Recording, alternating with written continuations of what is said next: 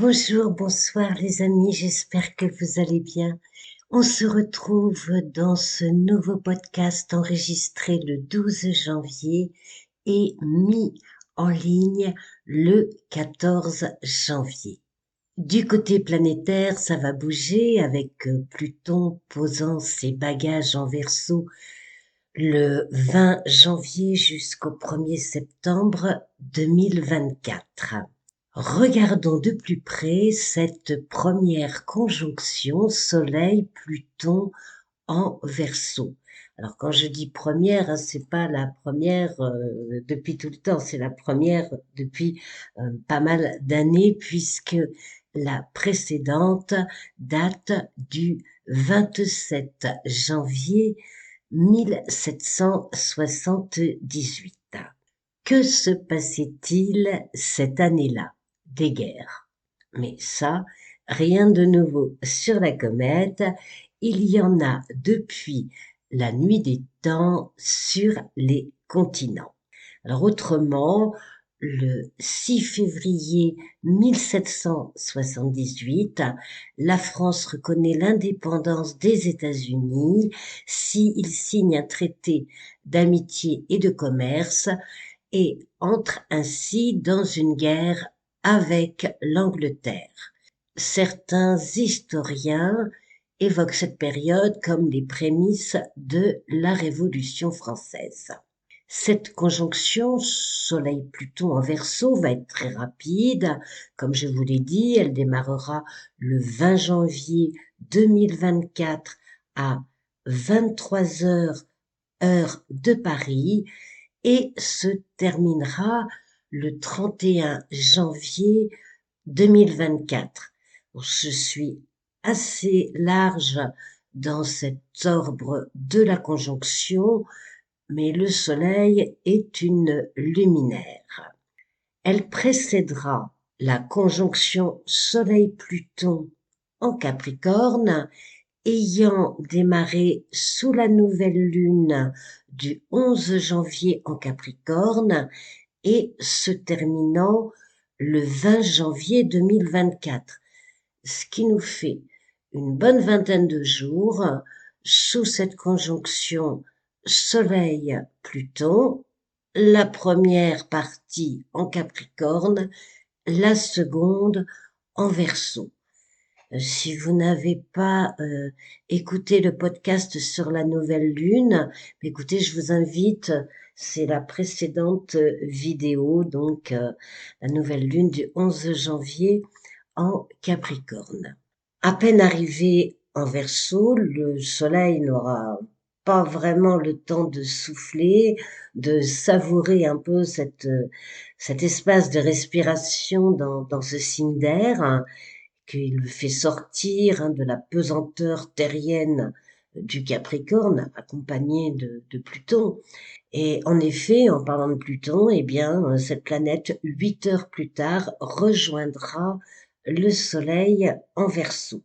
Cette conjonction va donner le coup d'envoi planétaire pour les mois à venir, du moins jusqu'au 1er septembre, puisque ensuite Pluton retournera en Capricorne jusqu'au 19 novembre 2024. Ensuite, il va s'installer en Verseau. Le Soleil, planète de feu, exprime le rayonnement, la volonté, le désir de s'accomplir. Le Verseau est un signe d'air masculin fixe. Il doit sa complexité à sa tonalité planétaire dotée d'une double nature, uranienne et saturnienne. Amitié, aide, secours sont des mots qui sont importants pour lui. Il évoque l'altruisme, la fraternité, le social, la collectivité, l'avant-gardisme, l'avenir. Et Cinder, il est résolument tourné vers le futur, le progrès. D'un côté, il manifeste une volonté de se démarquer, quitte parfois à se marginaliser, mais de l'autre, aimant se fondre dans un groupe, faire partie d'un cercle relationnel, il ne fait pas de vagues pour ne pas être rejeté. On le croit affranchi de dogmes bien établis, et parfois on le retrouve à suivre, les yeux fermés, une tendance à la mode qui boostera son relationnel au détriment de toute réflexion personnelle.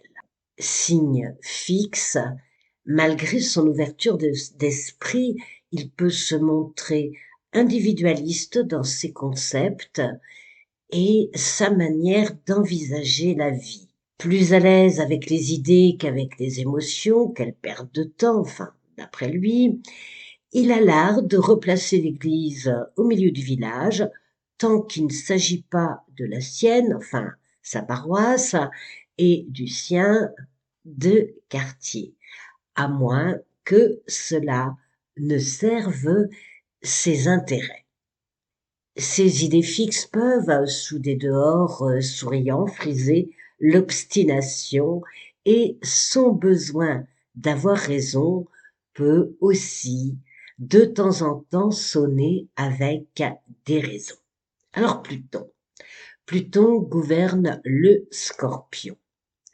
Il est doté d'une puissante force et lors de ses différents séjours dans un signe, en aspect, en transit, il laisse des traces de son passage. Alors, il est du genre à détruire, bousculer, et quand bien même certains aspects peuvent générer des transformations, des changements, des prises de conscience, cela ne se fait pas sans douleur la plupart du temps, Pluton restant Pluton et n'étant ni Vénus ni Neptune. Pluton est le monde des bisounours, faut oublier, et dans le signe du Verseau, encore plus. Revenons à cette conjonction Soleil-Pluton en Verseau. Ce signe, nous l'avons vu, tient les émotions à distance, et ce qui l'intéresse, c'est d'avancer, d'innover, de se projeter dans un futur à la hauteur de ses rêves, au point parfois d'en oublier sa personnalité. Pluton, nous l'avons vu aussi, n'a que faire des émotions, même si nous, à titre humain et individuel, il nous les remue, les émotions. Planète redoutable et redoutée, elle signe pourtant une formidable puissance créatrice et fertile. Dans la mythologie grecque, son nom c'est Hadès. Dieu du monde souterrain et des enfers, on le surnommait aussi Pluton ou Plutos le riche, maître des trésors souterrains. On lui attribuait également les récoltes et la fertilité, vu qu'il était le régent des sous-sols et de leurs richesses. Le grain enfoui sous terre se transforme et donne vie à une nouvelle plante. Sous cette configuration, nous pouvons donc nous attendre à quelques surprises concernant les avancées dans le monde de la technologie, un peu comme si son amplitude prenait certains de court. Au nom d'un idéal, certaines positions pourraient se durcir, tendre à l'extrême. Ce sera aussi le moment pour se lancer dans des projets novateurs, remettre au goût de jour ses ambitions et s'atteler à les mettre en place. Sur le plan mondial, attendons-nous à des rapports de force, de pouvoir, plus de contrôle sur les humains par les humains, avec des outils technologiques hautement précis. Pluton en Verseau pourrait exprimer sa colère ou la révolte du peuple si l'autorité prend une allure d'exagération et si les difficultés financières s'entassent les unes par-dessus les autres. La conjonction Soleil-Pluton évoque une lucidité d'une grande intensité, mettant fin à des rêveries ne menant à rien de concret, ouvrant les yeux sur une réalité parfois dérangeante, mais aussi salvatrice, pour tourner une page d'un chapitre de vie compliqué et passer ainsi à autre chose de plus positif et constructif.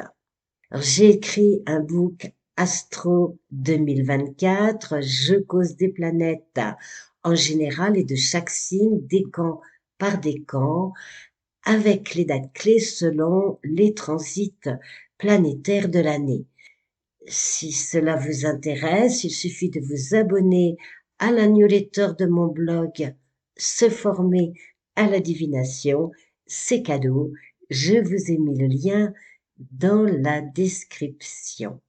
Cette conjonction Soleil-Pluton sera au trigone de la Lune en Gémeaux, signe d'air également, augurant d'une certaine légèreté, d'un besoin de souffler, légèreté non superficielle, mais plutôt d'un désir de prendre du recul face aux événements perturbants, plombants, déroutants, et de trouver, Gémeaux oblige, avec le signe de la débrouillardise, des solutions rapides, quitte en main pour éviter les soucis du lendemain.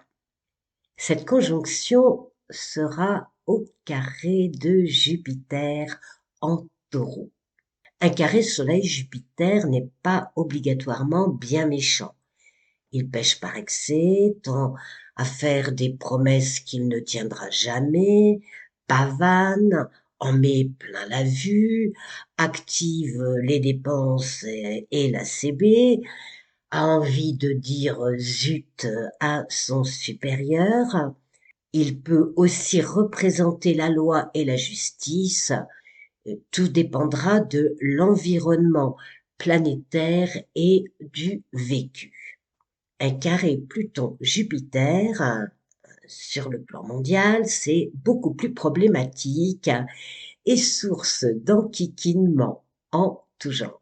Et même en faisant preuve d'optimisme, cet aspect signale tout de même un terrain fertile, entre guillemets, en lutte de pouvoir et d'armement, autant dire les choses comme elles sont. Ce carré est aussi porteur d'une ambition à réaliser à grande échelle, avec une volonté intense d'arriver au sommet, mais il y a un prix à payer. Il évoque l'extrémisme, les guerres d'idéaux et de religion. Son orbe étant assez large, il décrit une ambiance, une menace, mais pas forcément un passage à l'acte désastreux pour le monde. Parce qu'il y aura quand même des appuis aussi dans cette carte du ciel. Jupiter et Saturne s'entendront relativement bien pour calmer les esprits échauffés, les ardeurs menaçantes, en assurant et en préservant de leur mieux un espace de sécurité. Jupiter au trigone de Mars, donc tous les deux dans des signes de terre, donc Jupiter, Taureau, Mars, Capricorne, ira dans le sens de Saturne et se montrera déterminé pour relancer la machine économique, et certaines actions du passé porteront leurs fruits, même si le pouvoir d'achat restera problématique pour une partie de la population. Jupiter au trigone de Mercure ira dans le sens du bon sens et activera tout ce qui pourra contribuer à des accords solides sur le plan économique. Alors la Lune, nous l'avons vu, elle est en Gémeaux et présente un carré à Saturne en Poisson. Cet aspect confirme des difficultés à se nourrir correctement, Quant au logement et au confort, ces sujets risquent de virer vers une pente descendante, compliquée, avec Vénus en Sagittaire se voulant optimisme, mais ne pouvant cacher la réalité plus longtemps puisque au carré de Neptune. En février 2024, Mercure entrera en Verseau, formant à son tour une conjonction à Pluton. La nouvelle lune du 10 février se déroulera en Verseau. Mars rejoindra Pluton, Vénus le suivra dans la foulée. Le tout au carré de Jupiter et d'Uranus, cette dernière planète du Verseau, labourant le sol du Taureau. Alors, sans vouloir endosser le rôle de Cassandre, jouer aux oiseaux de mauvais augure, pour résumer le ciel de cette conjonction Soleil-Pluton en Verseau, même s'il y a une volonté d'aller de l'avant, de progresser, de trouver des solutions novatrices, nous évoluerons dans une ambiance sous-jacente de violence planétaire avec une montée des extrêmes et une montée aussi du contrôle et des prises de position. Qui dit ambiance dit méfiance, qui dit méfiance dit prudence, et qui dit prudence dit clairvoyance, alliance, bienveillance avec Neptune et aussi Saturne en Poisson, se voulant le gardien de valeurs humanitaires. Si vous avez apprécié ce podcast, merci de vos pouces bleus, de vos partages pour un meilleur référencement dans ce monde virtuel. Je vous dis à très vite. Au revoir.